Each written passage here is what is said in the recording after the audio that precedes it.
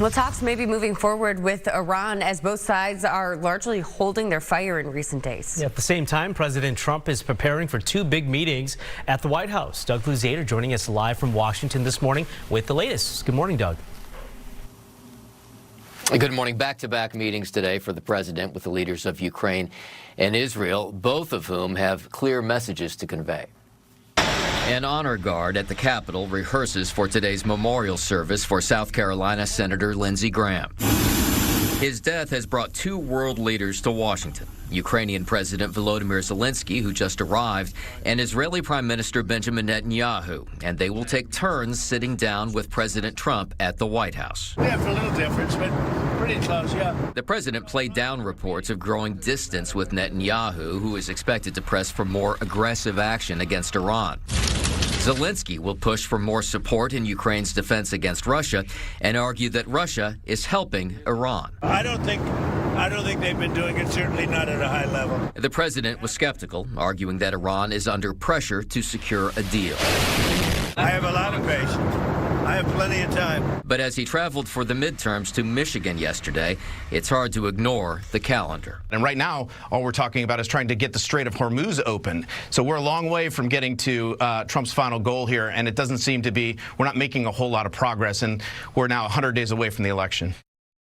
Okay, and the president will speak at Senator Lindsey Graham's funeral today at Washington National Cathedral. Back to you guys. All right, Doug Luzader with the latest from Washington this morning. Thank you, Doug. Thanks, sir. 5:34 this morning, and President Donald Trump is urging Congress to get rid of the 60-vote filibuster to pass his Save America Act. That bill would require proof of citizenship when you're registering to vote, a photo ID when you're casting a ballot, and force states to search their voter rolls for non-citizens. The House has approved this, but it has not been able to get past the Senate's filibuster. They need to pass it with a 60% majority. So far, Senate Majority Leader John Thune has dismissed the idea of killing the filibuster.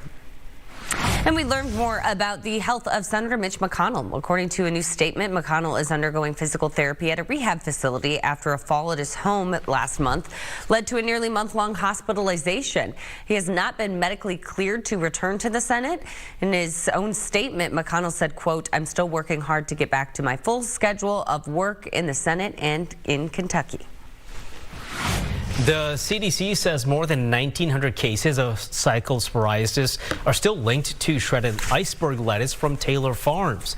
The FDA says it is also investigating a separate outbreak of the stomach illness linked to an unidentified food product. Some lawmakers are now worried that federal budget cuts are making it harder to detect and stop outbreaks like this could lead to a rise in foodborne illness.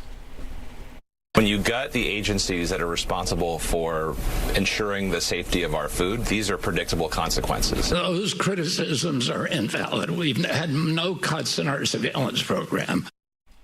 The Taylor Farms claims the FDA says there are no positive samples for cyclospora during product testing, and Mexican health officials announced the parasite was not detected in the lettuce or water at one of the company's regional plants.